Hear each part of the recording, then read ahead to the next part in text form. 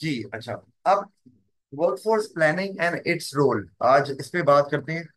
और आपको पता है वर्कफोर्स प्लानिंग क्या होती है? कि आपने ये देखना होता है कि फ्यूचर में आपको कितने वर्कर्स रिक्वायर्ड हैं, क्वांटिटी वाइज भी आपको देखना होता है, और फिर आपको क्वालिटी वाइज भी देखना होता है कि आपको स्किल लेवल क्या चाहिए वर्कर्स का। तो उसके लिए आपको नए वर्कर्स रिक्रूट करने हैं या उन्हीं वर्कर्स को ट्रेन करना है टू एनहेंस देयर स्किल। तो ये वर्कफोर्स प्लानिंग का पार्ट होता है, और इसका बहुत ज्यादा इंपॉर्टेंट रोल है बिजनेस के अंदर। क्योंकि अगर आपके पास right amount of workers with the right skill available नहीं है, तो आप अपने टारगेट को या ऑब्जेक्टिव को कभी भी अचीव कर ही नहीं सकते, क्योंकि वो चीज बनेगी नहीं, वो सर्विस प्रोवाइड होगी नहीं। तो फिर मसला आ जाएगा। अच्छा, अब ये कि वर्कफोर्स प्लानिंग जब आप कर रहे हैं, तो उसके अंदर आपने एम्प्लॉयज तो चलें, जो स्किल चाहिए थी, जो क्वांटिटी चाहिए थी, आपने रख ली है। लेकिन आप साथ में ये कैसे आइडेंटिफाई करते हैं कि हमें कौन सी स्किल चाहिए? ये कि आपने बनाना क्या है और वर्कर्स के अभी करंट स्किल्स क्या हैं। उसके लिए आपको वर्कर्स को वैल्यूएट करना होता है ऑन ऑन ईयरली बेसिस, जिसको हम अप्रेजल बोलते हैं। मैंने यहाँ पे लिखा भी हुआ है अप्रेजल, जो एनुअल आपका वैल्यूएशन सिस्टम होता है। और उससे आपको आइडिया होता है कि वर्कर्स की जो स्किल है, स्किल लेवल कहाँ पर है और हमने उसको कहाँ तक लेकर जाना है।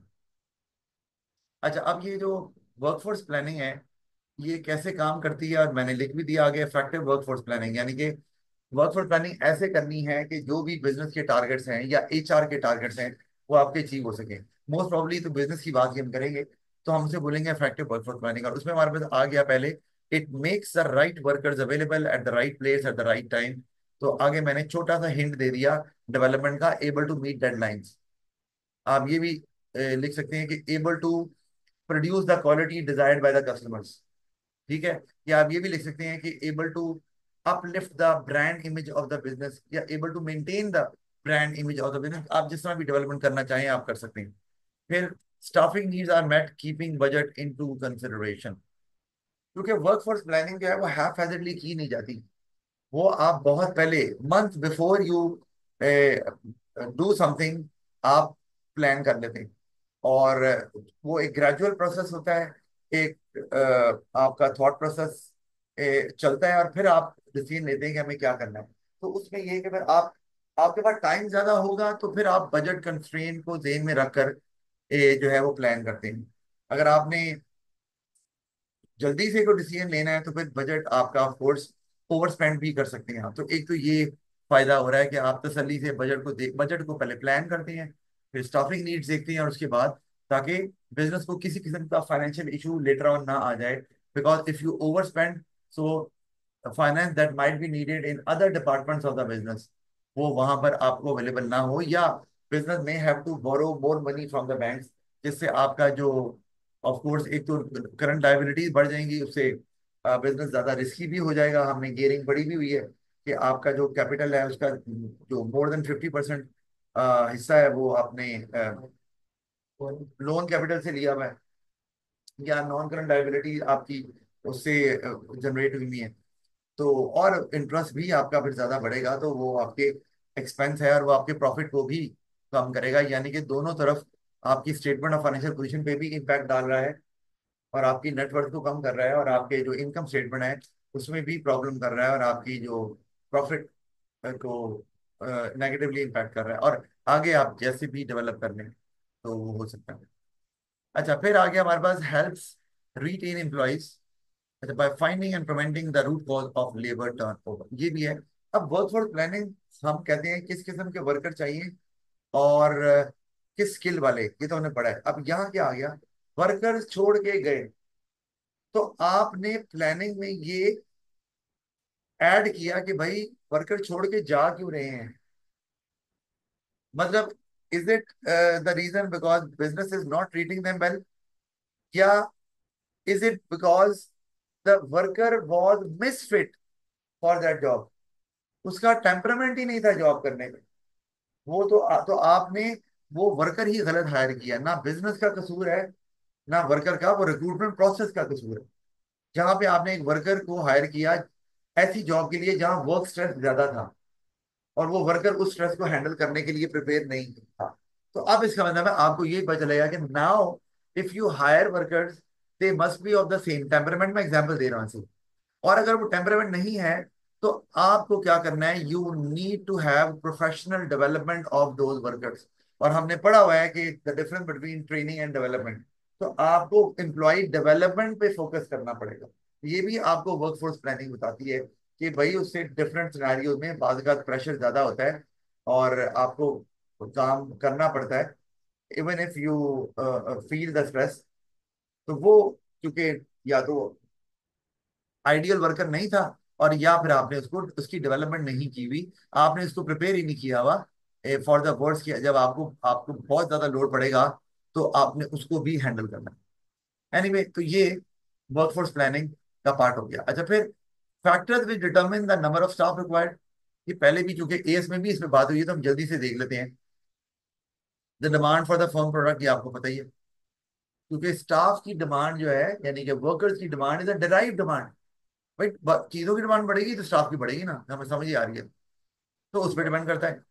प्रोडक्टिविटी लेवल, अभी जैसे मैं आपको बताता हूँ कि अभी आने वाले वक्त में आपके इलेक्ट्रिकल इंजीनियर, अभी आने वाले वक्त में जो सॉफ्टवेयर इंजीनियर्स हैं, उनकी डिमांड तो खैर बढ़ ही रही है और बढ़ेगी। इसी तरह आपके जो इलेक्ट्रिकल इंजीनियर्स हैं, उनकी डिमांड बढ़ने वाली है, क्योंकि आगे, चूंकि जो एआई का दौर है, तो फिर गाड़ियां और बाकी इलेक्ट्रॉनिक इक्विपमेंट्स बनेंगी जो काम खुद से करेंगी, तो वहां पे इनका भी रोल आ जाएगा ऑफ कोर्स। लेकिन उसके लिए उनको कुछ ये कोर्सेज भी करने पड़ेंगे। तो भाई आपको यहाँ सुनना है, वो नहीं है? अच्छा, तो जरा इलेक्ट्रिकल व्हीकल है, तो उस केस में आपको इलेक्ट्रिकल इंजीनियर्स चाहिए, but who have sound knowledge about electrical vehicles. तो ये उस पर डिपेंड कर रहा है। फिर प्रोडक्टिविटी और लेवल्स ऑफ स्टाफ, अगर स्टाफ की प्रोडक्टिविटी बढ़ रही है, आपको वो सस्ते पड़ रहे हैं, तो आप ज्यादा डिमांड करेंगे of course. Objective of the business, अगर आप बिजनेस को ग्रो करना चाह रहे हैं, तो फिर आप ज्यादा वर्कर रखेंगे। आपकी कॉस्ट, मतलब आपको प्रॉफिट तो ज्यादा नहीं होगा, लेकिन आपका ऑब्जेक्टिव ग्रोथ है ना, इसलिए। और अगर आपका ऑब्जेक्टिव जो है वो प्रॉफिट मैक्सिमाइजेशन है, तो फिर आप कम वर्कर रखेंगे, बिजनेस को स्क्वीज करेंगे बल्कि बढ़ाएंगे नहीं। Change in the law regarding workers rights, ये भी है कि अब वर्कर्स को ज्यादा प्रोटेक्शन मिल रही है थ्रू लॉज। वर्कर्स को पहले पेड हॉलीडेज नहीं थी, फर्ज किया, या पेंशन या ग्रेचुटी नहीं थी।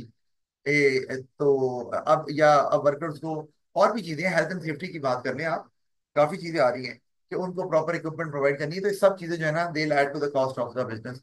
तो फिर आप कम वर्कर्स रखेंगे ऑफ कोर्स। और फिर predicted labour turnover and absenteeism rate, जाहिर बात है, ज्यादा वर्कर छोड़ के जा रहे हैं या ज्यादा वर्कर छुट्टी पे रहते हैं, तो आपको वर्कर्स ज्यादा चाहिए होंगे, ताकि वो उनको कॉम्पनसेट कर लें। छुट्टी पे कोई है तो आपके पास एक्स्ट्रा वर्कर होना चाहिए, उसका काम कर ले। और लेबर टर्नओवर ज्यादा, फिर तो आपको बार बार वर्कर रखनी है।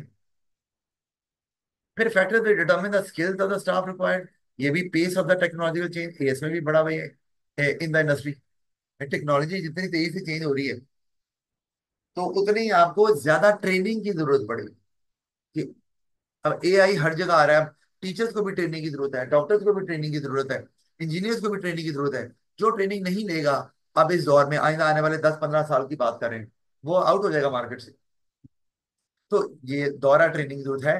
फिर the need for flexible and multi skilled staff, ये भी आ गया कि बात का आपको चाहिए होता है कि एक वर्कर एक से ज्यादा जॉब कर सके।